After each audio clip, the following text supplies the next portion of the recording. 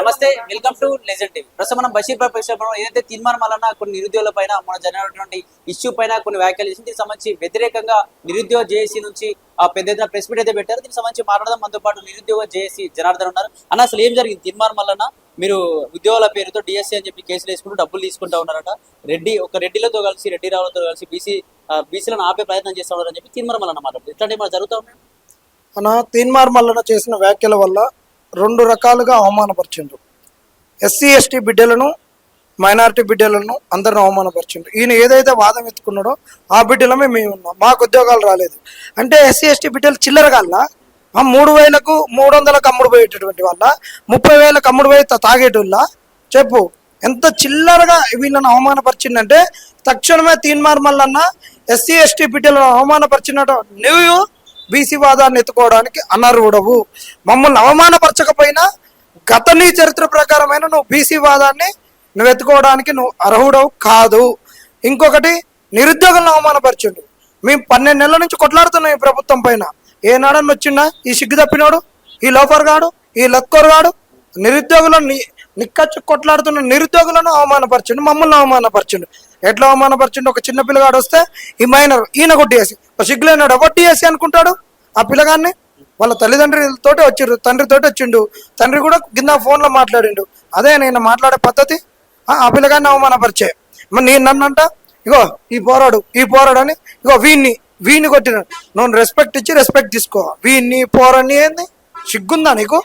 ఒక ఎమ్మెల్సీవి, సిగ్గు లజ్జ లేనోనివి నువ్వు. ఎవరిని ఎట్ట మాట్లాడాలో తెలియనోనివి. నీ నోరు అదుల్లో పెట్టుకో.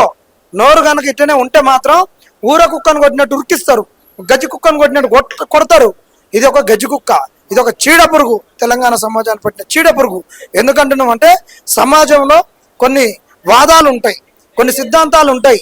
ఇప్పుడు దళిత వాదము, మైనారిటీ వాదము, స్త్రీవాదము అని ఉన్నట్టు సిద్ధాంతాలు, ఒక లెఫ్ట్ సిద్ధాంతం, ఒక రైట్ వింగ్ సిద్ధాంతము, ఒక తటస్థ సిద్ధాంతం ఉంటుంది. వీడి అన్ని సిద్ధాంతాలను వాడుకున్నాడు. అంబేద్కర్ వాదాన్ని వాడుకున్నాడు, ఒక కాషాయం కాడిపోయిండు, హిందుత్వం అని వాడుకున్నాడు, కాంగ్రెస్ కాడికి తటస్థం అని వాడుకున్నాడు, తెలంగాణ మీద వచ్చినటువంటి టీజేఎస్ని వాడుకున్నాడు.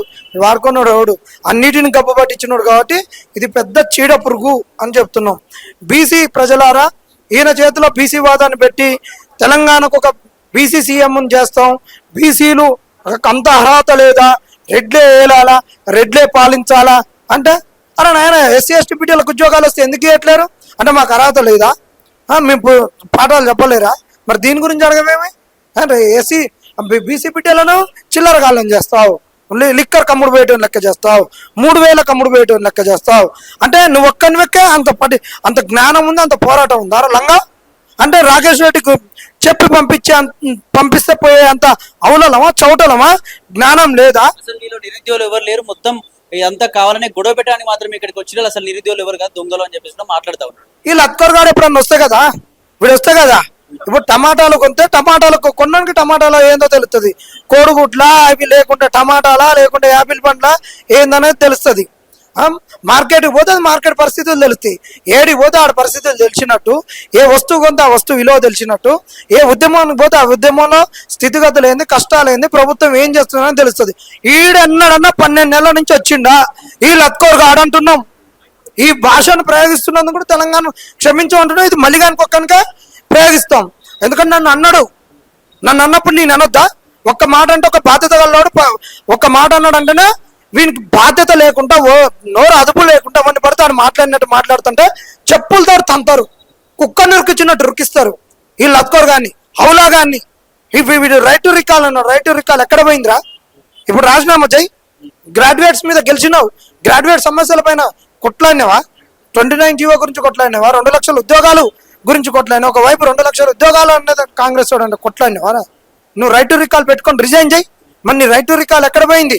ఏ ఒట్టకాయలమ్మ సంతను నలిచిపెట్టుకున్నావు, నీ పేరు అన్నారు కదా. ఇది తప్పు నేను అనడం ఈ పదాన్ని, ఎందుకంటే నా ఆడపడుచులు అందరు చూస్తారు కాబట్టి తప్పు. కానీ వీనికి ఆ భాష ప్రయోగించడం కరెక్ట్ అంటున్నా. ఎందుకంటున్నా నేను అనలేదు. ఈయన ఒక సిద్ధాంతాన్ని గెలుపుకుంటే నా పేరేం పేరు అంటే ఒట్టకాయగాడు అన్నాడు. అప్పటి నుండి అందరు ఒట్టకాయ మల్లిగాడని అన్నాడు. ఈయనకు అదే భాష కరెక్ట్ కాబట్టి అదే చెప్తున్నా నేను. ఎందుకంటే గబ్బునోరుకు గబ్బునోరుతోటి ఈ మంచోడు అయితే మంచిగా చెప్పాలి. ఒక పెద్ద వ్యక్తుల గురించి వాళ్ళ గురించి మాట్లాడేటప్పుడు ఏం తప్పు అయితే అయ్యో నన్ను క్షమించని పాదాలు పట్టుకొని అడుగుతాం. నోరు జారింది అనుకోకుండా ఆవేదనతో మాట్లాడినాం అనుకుంటాం. వీడు ఇంటెన్షనల్లీ కావాలి అని రెచ్చగొట్టేటట్టు నోరు జారి మాట్లాడితే ఇంకొకటి ఎవడు తెగించడు. నా లెక్క నేను తెగబడ్డానికి తెడ్డేలింగము, మురికాల వల్ల కుక్క బొర్లుద్ది నేను బొర్లుతా, మురికిల పంది బొర్లుద్ది నేను బొర్లుతా, నేనే బొర్లుతా, మురికిలో నేనే బొర్లుతా, అశుద్ధమన్న నేనే దాన్ని శుద్ధమని భుజిస్తా అని తెగిడిచినోడు కాబట్టి వీళ్ళకి ఎవడు తెగిడిచాడు మాట్లాడు అనుకుంటాడు కాబట్టి ఈ తెగించినోనికి తెగించే మాట్లాడతాం.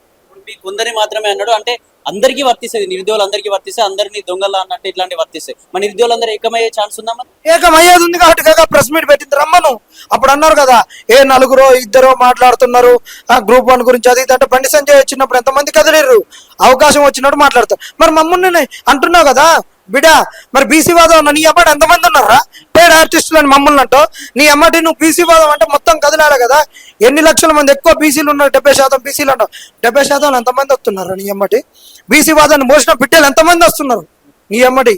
వాళ్ళ జీవితాలను త్యాగం చేసినటువంటి వాళ్ళు, నిన్న కాక మొన్న క్యాస్ట్ సెన్సస్ మీద కొట్లాడినటువంటి ఈ పృథ్వీరాజ్ అన్న, విఠల్ అన్న వీళ్ళందరూ వచ్చారు కదా, వాళ్ళు మా తోటి వచ్చారు కదా, మా ఈ గ్రూప్ 1 గురించి కొట్లాడారు కదా, వాళ్ళు కూడా బీసీ వాదం గురించి కొట్లాడినటువంటి వాళ్ళు, తెలంగాణ ఉద్యమాన్ని మమేకం చేసినటువంటి వాళ్ళు, వీళ్ళు లిటరల్గా వచ్చారు. ఇప్పుడు ఉన్నటువంటి నిరుద్యోగులు తెలుసు కదా, నైట్ పూట వచ్చిన వాళ్ళు వాళ్ళ పేరు చెప్తున్నాం.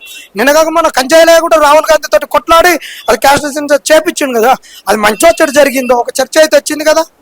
అది అంటే ఈయన అంటేనేమో అందరిని అన్నట్టు, ఈ పుడింగిగా అంటే బీసీలను అన్నట్టు, మరి మమ్మల్ని అంటే నిరుద్యోగులు అన్నట్టు కదా.